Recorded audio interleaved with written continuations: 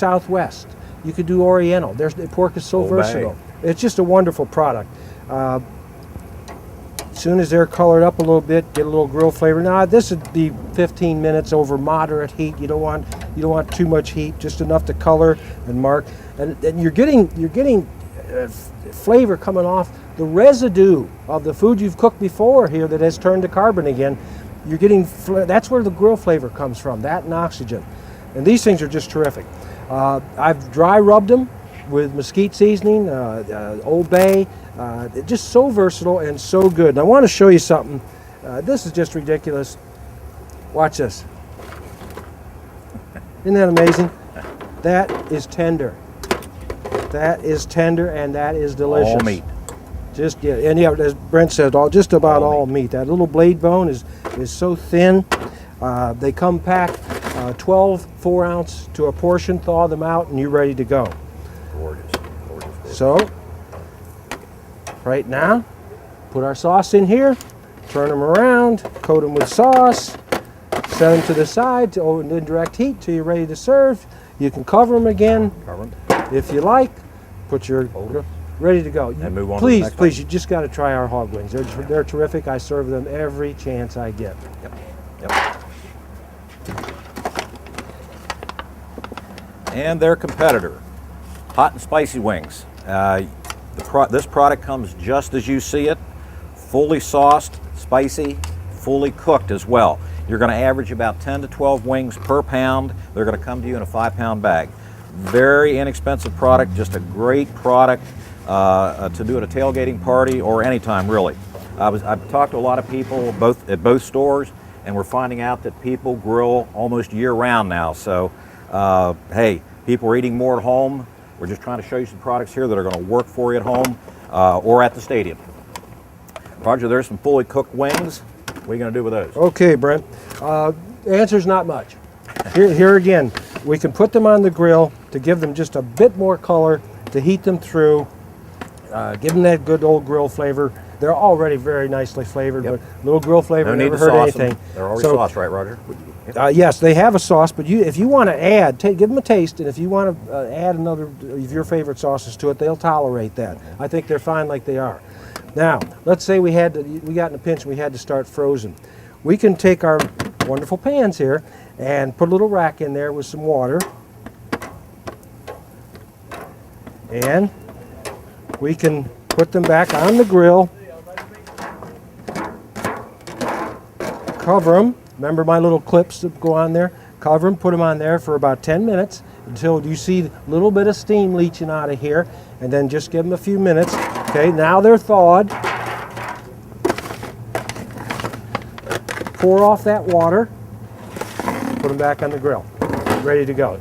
Take about 12, 14 minutes and we're thawed and ready to just finish them up. Serve.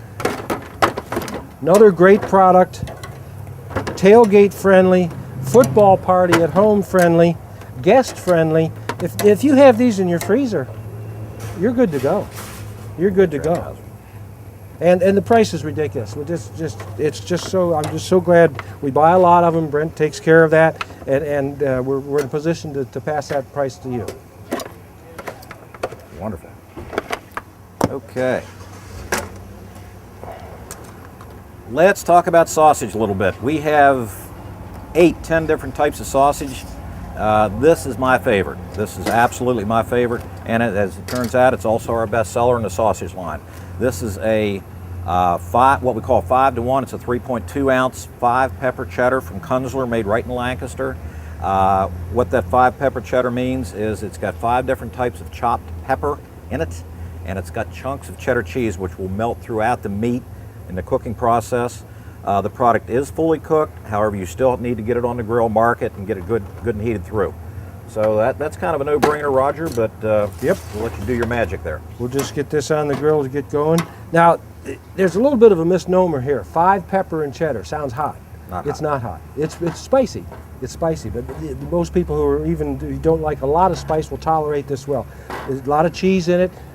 We had this at a sales meeting about 4 years ago, and everybody knew it would be an instant hit, and it certainly has been. As Brent said, it's our best-selling sausage. So just terrific. I think they're 3.2 ounce. You can cut down a steak roll if you want and use them. They will fit on a standard hot dog bun. Your guests have probably not had this, and if you want to make an impression, 5 pepper and cheddar. Another tailgate-friendly food to have on hand. 5-pound box. There's 25? about 25 in a pack in a 5-pound box. Yep. If you don't use them all, stick them back in the freezer for the next time. Brett, I'm going to leave these on the grill to cook Okay. and color a Show little them bit up as a we little go bit. on. Now, how do we want to do these steaks, Roger? What are you thinking on these steaks? Pass them over and I'll cut them open and show the Cryovac. And Okay. Okay, this is our culotte steak. That's the featured item, right? Right. You want to get we have these? good news in the steak department. Yep. You have a knife here to start cutting these guys out of there. You got the tongs there, Roger. I'll let you do the honors. Okay. Okay.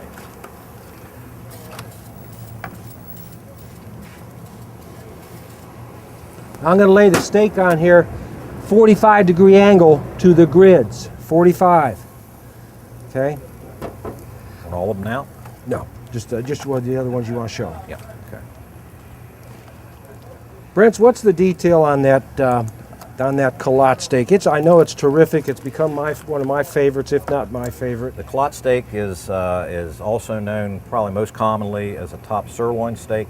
You're not going to find this steak in any grocery store around here. We are the only ones that sell this product, with the exception of a restaurant chain around us here that offers that as their featured steak item. It is a top sirloin butt steak cut from the rear of the animal. Fantastic product. And we'll talk a little bit about the sequence of tenderness as far as steaks in the animal here in just a second. That's our featured item here today, but we have 2 other steaks I want to kind of set beside them and talk about how the tenderness factor comes in. When you hear the terminology top sirloin, that tells you that it's cut from the top of the muscle. And keep in mind, for instance, prime rib is a good example. You know that little strip of meat along the top of the prime rib, how it's the most tender?